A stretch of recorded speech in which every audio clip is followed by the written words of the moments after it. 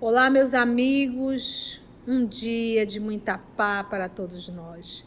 Hoje, exatamente 25 de fevereiro de 2022, estamos nós reunidos para estudarmos a obra espírita Ave Cristo. Nós vamos iniciar o nosso estudo desejando a todos vocês um dia de paz, um dia de trabalho no Cristo, um dia de aprendizado e que todas essas lições que nós temos aprendido ao longo desses anos, que essas lições possam fazer parte da nossa vida, no nosso cotidiano. É para isso que nós estamos estudando, para nos tornarmos um instrumento melhor nas mãos de Deus, nosso Pai, na mão de Jesus e da espiritualidade amiga. Nós vamos envolver a nossa querida amiga Carla, que irá fazer a nossa prece de gratidão. Logo depois, a nossa amiga Aramita, carinhosamente chamada Mita, iremos fazer a recapitulação do nosso estudo. Teremos a voz do Tassiano, que será feito pelo nosso amigo Igor, e teremos a voz da Cíntia Júlia, que é a mãe de Tassiano, que será feito pela nossa irmã Mita. Jesus, mestre e amigo, graças te damos novamente por esta oportunidade de estudo, de aprendizado, de reunião fraterna, e que possamos nesses estudos, nesses momentos, aprendermos de Ti a Tua paz, a Tua luz, e que possamos nesse momento emanar essa paz, essa luz a todo mundo. Quizá ela possa ser um pouquinho forte para acalmar um pouco toda essa esfera que nos envolve. Ajuda-nos a abrir nosso entendimento e compreender melhor as lições que vamos receber agora por esses personagens que tanto nos enriquecem, que são histórias que nos tocam, que nos colocam frente a frente conosco mesmo. Que assim seja. No nosso último estudo, o irmão Corvino, o verdadeiro, veio conversar com Varro, que estava prostrado e acabrunhado, e ele deu umas lições, uns ensinamentos que servem para nós, Procura teu filho nos filhos alheios, ou trata os filhos alheios como se fossem os teus filhos, não espera deitado, levanta-te, a luta é de pé, que as batalhas da vida te encontrem de pé, e para ele auxiliar, perdoar e esperar. Esperar tanto para quem tem paciência, mas esperar também de quem tem esperança de que tudo está no caminho, que o Pai vela por todos nós. E depois o Quinto Varro, no outro dia, já acordou modificado, foi ver um movimento que estava acontecendo e o que era? Era a família Vetúrio, que estavam toda na cidade, e ia ver o casamento de Tassiano com Helena. E de todos os personagens, o mais importante, quem veio modificada foi Cíntia Júlia. Cíntia Júlia, que antes era fútil, só queria saber de festa, odiava os cristãos. Agora ela tinha se tornado cristã e ia para as... isso são histórias que quem conta é o Flávio Súbrio, que a gente já viu também, que foi aquele soldado que é coxo, que é manco, que salvou a vida do Varro. E ele está nessa parte falando dos personagens que chegam ali. Então aqui estamos a bem falar do Flávio Súbrio, O narrador falando do senhor Flávio, o processo da mudança dele, porque na época que ele libertou o senhor Quinto Varro, ele não era cristão. E aqui o nosso Emmanuel está narrando a mudança do senhor Flávio Súbrio. Por algumas vezes, comparecer às pregações das catacumbas e modificara-se. Conseguira reter na consciência a bênção do remorso e reconsiderara o caminho percorrido. Todavia, de todos os dramas escuros que lhe povoavam o espírito, o assassínio de Corvino era talvez o que mais lhe dilacerava o coração. Porque lembra, ele foi um daqueles que deu, na verdade ele deu a ideia de matar o velho Corvino em lugar de Quinto Varro. Obviamente que Quinto Varro não anuiu, ele não sabia. Ele também foi pego de surpresa, né? Em muitas ocasiões, perguntara, sem resposta, a si mesmo, que teria sido feito de Quinto Varro? Onde teria desembarcado? Conseguira sobreviver? Nunca mais obtivera dele a menor notícia. Jamais esquecera a expressão de calma dos olhos de Corvino, quando lhe apunhalara o tórax envelhecido. Então foi ele mesmo que matou. Ele disse que precisava um corpo. Então, gente, ele diz assim, jamais esquecera a expressão de calma dos olhos de Corvino, quando lhe apunhalara o tórax envelhecido. Supôs que o apóstolo gritasse revoltado. Entretanto, em se descobrindo, angustiado, o ancião levou a destra ao peito opresso, sem o mais leve gemido de reação. Aliás, ao sair, notou que ele orava. Aquele quadro nunca mais se lhe apagou da memória. Perseguia-o em todos os lugares. Aí eu te pergunto, o senhor Corvino estava perseguindo o senhor Flávio? Não. Quem o perseguia? Consciência. A consciência, a culpa, que é o pior juiz que você possa imaginar. Porque a lei de Deus está gravada na própria consciência. Então aqui um espírita desavisado vai dizer, é ele que está lhe perseguindo, mas eu vejo ele, é ele que está ao seu lado, não é ele. Com certeza o seu Corvino está inclusive auxiliando Flávio Súbrio a não enlouquecer. E olha aí para onde o seu Corvino levou, porque o seu Corvino não morreu. O seu Corvino apenas saiu do corpo, mas continua vivo. E com certeza ele está auxiliando o seu algoz. Ele está auxiliando, ele não está perseguindo. Tanto é que o Flávio hoje foi ao cristianismo, buscou as catacumbas. Olha, com certeza sendo amparado pelo seu Corvino. Oi, Eramita? Não, e ele sabia que o Corvino era cristão e era pregador. E ele agora, né, mais a culpa, mais o remorso, porque os cristãos o ajudaram muito, ele diz aqui. E por isso que ele aceitou, mas não completamente, que ele não o compreende de todo. Mas é aquilo que a gente diz, sabe, gente? Às vezes aquilo que a gente acha um grande mal é um grande bem. Porque são os recursos que o papai utiliza para trazer seu filho de volta para casa. A ovelha de volta para o rebanho, porque fugiu do aprisco. E o psicopata, ele não sente remorso. Então, o remorso é um bom sinal que a tua cabeça ainda anda bem, que a tua mente ainda está aparentemente bem. Aquele quadro nunca mais se lhe apagou da memória.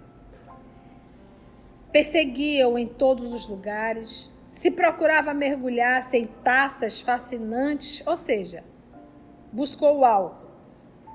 Ou se buscava outros ares e companhias, prostituição.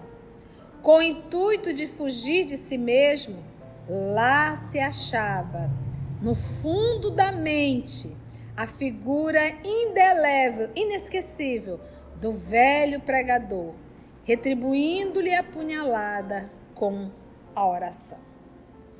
Atormentado pela própria consciência, não tolerara o suplício que infligira a si mesmo e enlouquecera.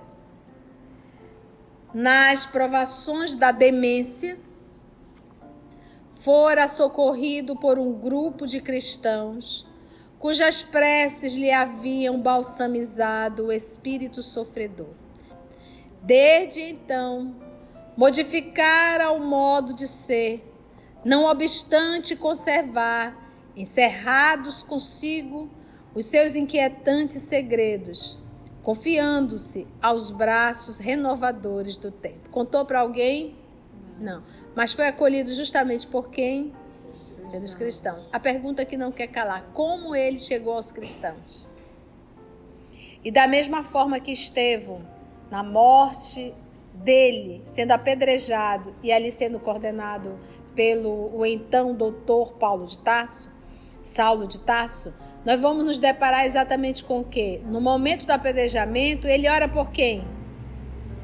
Pelo Saulo. Quando ele vê Jesus, porque Estevão vê Jesus lá no momento do apedrejamento. Ele olha para Jesus, porque Jesus olha para Paulo com piedade, dizendo assim, a pergunta é: o que tu estás a fazer, Paulo? E aí Estevão, naquele momento, diz, isso está em Atos dos Apóstolos, né? Senhor, não imputes a eles mais esse pecado. É como diz, não por mim. Já perdoei, não precisa cobrar ele nada. Então você vê a ação da vítima orando pelo o perseguidor, pelo algoz. E acabou se tornando, vamos dizer assim, o guia espiritual do trabalho de Paulo, o próprio Estevão. Então, essa é uma das maiores lições da obra Paulo Estevão. O algoz e a vítima juntos, em prática mesmo, mostrando o perdão e a renovação. Isso é lindo, né? Um perdoando e o outro se renovando. Quando Opílio o convidou a transferir-se para a Gália, não hesitou. Sabia que o missionário morto pertencera à coletividade leonesa e propunha-se algo fazer pela organização que ele tanto amara. Quem era o missionário morto que pertencera à coletividade leonesa? O irmão Corvino, o velho Corvino, justamente aquele que ele matou. Conhecia as hostilidades de Vetúrio contra o evangelho. No entanto, não lhe faltariam recursos para ajudar. Anônimo, a família espiritual que o irmão Corvino legara aos companheiros. Sempre ligado à casa de Vetúrio, fora informado por uma escrava de confiança que Cíntia, enferma, se dispusera a receber o auxílio cristão nos aposentos que lhe eram particulares e, restabelecida, alterara espiritualmente os próprios rumos. Quem foi que apresentou o cristianismo a Cíntia Júlia? O Quinto Varro, lá atrás. Simpatizara com a nova atitude da matrona, todavia, a esse respeito, nunca pudera ter com ela a mais ligeira entrevista. Efetivamente, essa informação era verdadeira. Cíntia tomara-se de súbita inclinação para o cristianismo. Logo após a temporária separação do filho, fora igualmente atacada pela peste, somente debelada com a interferência de um santo homem que, conduzido ao seu leito, às ocultas, por algumas escravas, lhe impusera as mãos em prece, devolvendo-lhe a paz íntima. Aí, quando falo em peste, a gente lembra de Covid. Algum espírita fez esse trabalho hoje? Cadê o cristianismo redivivo, né? Os espíritas também se trancaram, apavorados. Não é à toa que a gente tem a obra Ave Cristo e a obra Renúncia. As duas obras nos mostram exatamente duas pestes tenebrosas. E aqui em particular a ação dos cristãos, a atitude dos cristãos. Mostrando aí a ação, o trabalho, a assistência dos nossos amigos espirituais, para que todos nós possamos sempre entender que ninguém está sozinho. Erguera-se da cama, contudo sentia-se presa de insopitável melancolia. As crises de coração eram frequentes. Quando a casa se envolvia em silêncio, descia para o jardim, preferindo a meditação a qualquer bulício doméstico. Nessas ocasiões, muitas vezes Opílio a recolheu nos braços, enxugando-lhe as lágrimas abundantes.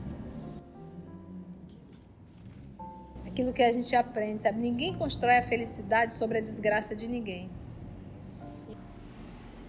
princípio, julgou-a repentinamente escravizada à memória de Varro e tentou distraí-la, mas acabou percebendo que a mulher amada abraçara novos princípios religiosos. Estabeleceu com ela discussões que, gradativamente, se fizeram amargas e rudes e, por fim, considerou prudente afastar-se de Roma por tempo indeterminado, esperando que a palavra de Tassiano a dissuadisse. Em Leão, então aqui já explicou por que ele saiu de Roma. Um dos motivos era o quê? Vergonha, de certa forma, da esposa, né? E a situação difícil. Então eu disse agora, né? Então vou lá com o filho para ver se o filho consegue mudar a forma de pensar dessa filha. Tem Fala, as Mita. Perseguições, né? Dessa mãe. Nessa época tem as perseguições, as mortes dos cristãos. Em Leão, o padrasto entendeu-se com o rapaz que, orgulhoso e inflexível, lhe escutou as confidências de semblante espantado e sombrio. O moço aguardou uma oportunidade favorável ao tipo de conversação que desejava e, na véspera do casamento, valendo-se de ensejo adequado, de oportunidade adequada, alegou a necessidade de apresentar à mãezinha alguns novos trabalhos que vinha movimentando e retiraram-se ambos para o vinhedo próximo.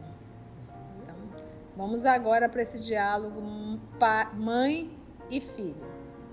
Lembrando que ele está aqui a casar com quem? Helena, filha de Vetúrio. Ante o sol que se afigurava um braseiro perdido no poente afogueado, nós estamos aqui no verão, junho, julho ou agosto, De 34. Ante o sol que se afigurava um braseiro perdido no poente afogueado, o jovem recordava, pelo caminho, que aquele era o seu último dia de mocidade sem compromisso. Na manhã imediata, marcharia ao encontro de novo destino. Sob ramalhudo e anoso, ou seja, velho carvalho, que parecia interessado em proteger a plantação nascente, tomou as mãos maternas e comentou os receios que lhe feriam a alma. Porventura, teria ela esquecido os votos sagrados do coração? Soubera pelo pai adotivo que vivia agora dominada pelos sortilégios, ou seja, pelos feitiços nazarenos. Seria isso verdade? Não podia conformar-se com a ideia de que houvesse alterado a direção da fé. Sabia, forte, como sempre consagrada aos numes domésticos, sem qualquer traição aos antepassados, e nela confiaria até ao fim. A genitora registrou-lhe as palavras, de olhos velados pela névoa do pranto que não chegava a cair. E, como se guardasse na alma a sombra do crepúsculo que começava a vestir a paisagem, respondeu com amargura: Meu filho, amanhã terei cumprido integralmente a minha tarefa de mãe. O teu casamento assinala o fim de minhas responsabilidades nesse sentido. Podemos, pois, conversar de coração para coração como dois velhos amigos. De alguns anos para cá, sinto muita sede de renovação espiritual. Atalhou o rapaz, agastado, aborrecido e apreensivo. Mas por que renovação, se o carinho dos deuses jaz sobre a nossa casa? Acaso nos falta qualquer coisa? Não vivemos uns para os outros? Na doce confiança recíproca que os protetores celestes nos conferiram? Observou a matrona, sorrindo, triste. A fartura de bens materiais nem sempre traz felicidade ao coração. A riqueza de Vetúrio pode não ser a minha riqueza. Gente, ela mudou muito? Muito, muito. Porque ela na juventude, ainda com esse menino no colo, 1 ano e alguns meses, ela era muito fútil. Ela queria dinheiro, ela queria luxo, ela queria festas. Lembra disso? Ela queria que o varro fosse atrás de dinheiro. Ela queria que o varro... E até anuísse com crime para ter dinheiro. Ela queria de qualquer jeito. Olha como a dor burilou essa alma. E aí a gente diz que a dor é algo terrível. Não, a dor é uma bênção que Deus envia aos eleitos.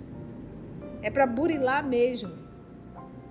A fartura de bens materiais nem sempre traz felicidade ao coração. A riqueza de Vetúrio pode não ser a minha riqueza. Olha como ela mudou.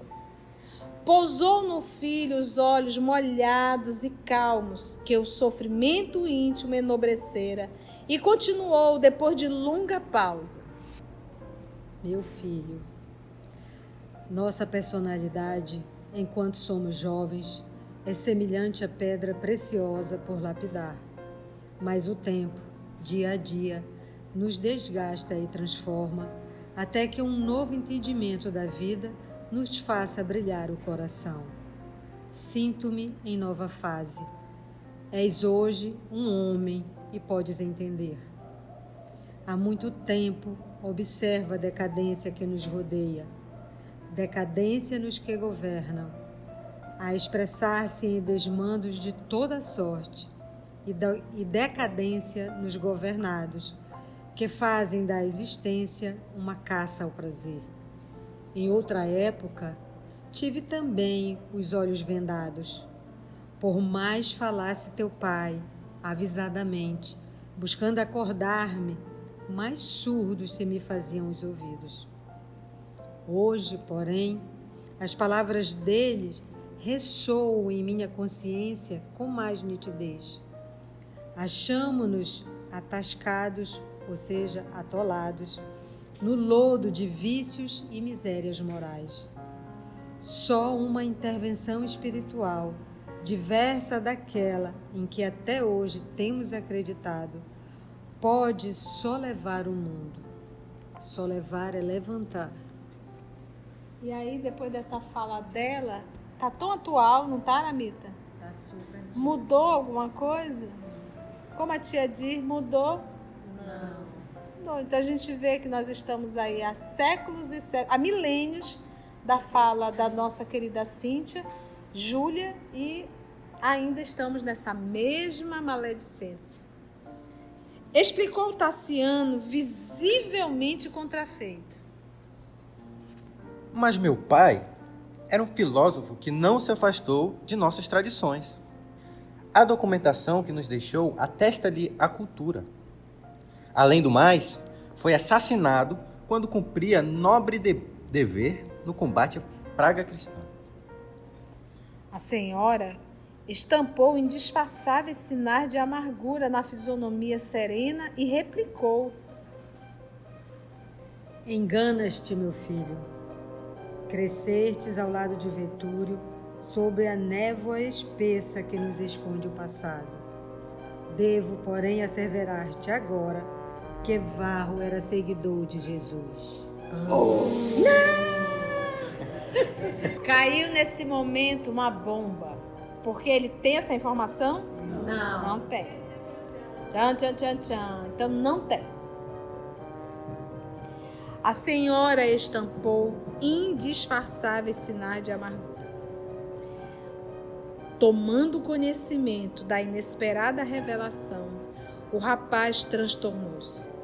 Estranho rubor subiu-lhe à face, entumeceram-se-lhe as veias do rosto, crisparam-se-lhe os lábios e animalizou-se-lhe a expressão. Ou seja, a Mita diz, tia, o cão colou nele. Porque olha a expressão dessa criatura. Animalizou. E aí a gente percebe o quê? Isso aqui é a soma só dessa encarnação? Não. Ele traz essa história, olha, de longe essa antipatia, essa raiva aos cristãos. Amedrontada, Cíntia emudeceu. Quem é que não fica muda e amarela, pálida, pálida, pálida na frente de uma criatura que se animaliza desse jeito, né? Não teve, você fica apavorada. qual acontecera no dia da morte de Silvano, o jovem patrício colocou-se fora de si. Não podia insubordinar-se naquela hora. Contudo, gritou em desabafo: sempre defrontado por esse Cristo que não procuro, pela glória de Júpiter, nunca cederei, nunca cederei. A genitora recuou, possuída de forte espanto. Jamais lhe percebera tamanho desequilíbrio. Tassiano apresentava a máscara indefinível do sofrimento e do ódio, qual se estivesse de chofre, de súbito, à frente do seu mais terrível adversário. Contemplou Cíntia, trêmula, e esforçando-se em vão por acalmar-se, enunciou com um ar de desalento: Mãe, Opílio tem razão. A senhora está mesmo demente. A peste enlouqueceu-a. Depois de alguns instantes de silêncio, em que apenas se lhe ouvia a respiração ofegante, acrescentou melancólico: Amanhã desposarei Helena, com um dardo envenenado a pungir-me o peito. Logo após, enlaçou-a nervoso, com a preocupação de quem conduz um doente grave, e sem qualquer palavra, deixou-a, aflita e desapontada, em ataviada, ou seja, enfeitada, embelezada, câmara de repouso, seu quarto. Desde aquele crepúsculo inovidável, Cíntia Júlia foi tida à conta de louca no seio da família. O casamento dos jovens realizou-se com solenidades excepcionais. Por 3 dias consecutivos, a herdade, a casa e o anfiteatro regurgitaram de convidados para os jogos e festejos gratulatórios, com alegres cerimoniais de louvor e reconhecimento aos numes tutelares. Mas, no esplendor do regozijo público, 2 personagens jaziam estigmatizadas por infinita angústia: Opílio e Tassiano, constrangidos a manter a dona da casa no indevassável exílio doméstico, guardavam o sorriso artificial de quem recebia o júbilo do povo como taça brilhante cheia de fel. Os aposentos da matrona permaneciam sob guarda severa que Epípodo dirigia. Proibiu-se-lhe a ela a recepção de visitas. A entrada dos próprios servidores passou a ser devidamente controlada. A esposa de Vetúrio só poderia avistar-se com os mais íntimos. E enquanto Opílio, agora mais estreitamente ligado à Galba, se devotava a largos empreendimentos na pecuária, junto de Helena e Tassiano, que se amavam, risonhos e felizes. Varro, desacoroçoado, ou seja, posto à margem da sociedade, de qualquer entendimento com o filho, voltava à posição de protetor dos desamparados, dividindo-se entre as tarefas sacrificiais de sempre e as pregações edificantes, em que a sua palavra sublime parecia banhar-se de redentora luz. Porque Varro ali continua, porque Varro também, como ele diz assim, foi posto à margem. Lembra que ele foi isolado. A fama do irmão Corvino aumentava dia a dia. Entre o ódio gratuito dos romanos gozadores e o agradecimento das almas simples que buscavam nele o refúgio e a consolação, a saúde e a esperança. Cenas do próximo capítulo.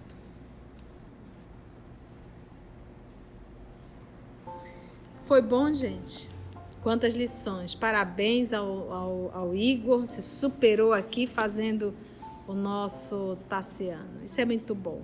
Afinal de contas, todos nós estamos aqui em tratamento. A arte, ela é um processo psicoterapêutico mesmo. Porque na arte você acaba liberando os anéis, né? Os famosos anéis que Reich tanto falava, né? Você vê uma pessoa que, quando ela é muito contida, né, ela não consegue nem dançar. Ela vai dançar, é toda... Né? A pessoa não tem coordenação motora. O que foi isso? Uma educação limitada, contida, não teve oportunidade. Se era para sentar, sente direito. Pega o paninho. Você não pode fazer assim. Me lembra muito aquele momento. Tem aquele filme, deixa eu ver se eu lembro, aquele que o navio afunda. Como é que é o nome, meu Deus? Titanic. Tem um momento, eu sou péssima para nome. Ela já uma jovem adulta, ela olha para o lado e vê uma mãe educando a filha. Então a menina totalmente ali contida, colocando o paninho, e ela olha para aquilo e aquilo sufoca. Mas em verdade são esses processos de educação muito contido, muito castrador. Então a pessoa tem muita dificuldade para se expressar em tudo. E às vezes a arte ela nos dá essa oportunidade de liberar esses anéis que nos aprisiona, que vai nos frustrando ou que vai nos enlouquecendo. Quando eu digo enlouquecendo é porque nós vamos criando N traumas, N complexos, N comportamentos que se tornam realmente inadequados. E a gente vai adoecendo. Então todos nós temos neuroses. Isso faz parte ainda, porque nós não temos educadores perfeitos ainda para nos ensinar. Imagina alguém ser educado pelo Cristo Jesus, desde a infância. Então você já sentiu, né? Então nesse processo a gente vai criando esses traumas, esses anéis. Agora, quando a gente passa a ter muitos, aí realmente fica mais complicado. Então isso nos atrapalha para tudo. Nos atrapalha para uma entrevista profissional. Quando você vai para a faculdade, que você vai ter que expor o seu trabalho em grupo, ou você tem que ir sozinho para frente, né? E quando você tem aquele processo da educação, por isso que a arte na infância, o teatrinho é extremamente importante. Então a gente vê, mas a gente não consegue entender, a gente acha que as crianças estão ali só para fazer. Não, aquilo é o correto realmente dentro da pedagogia, a gente estimular a criança a liberar esses anéis realmente que a gente vai criando ao longo. Tudo aqui é responsabilidade do Tarciano, não é tu, é ele que está gritando, é ele que está tendo chilique. Ele surtou. Ele surtou mesmo, porque ele tá transtornado. De novo, ele surtou. Amados amigos, agradecemos então a Deus, nosso Pai, a Jesus, o amor de nossa vida, aos amigos espirituais aqui presentes, por essa oportunidade ímpar, Senhor, de estudo e de reflexão. Graça te damos.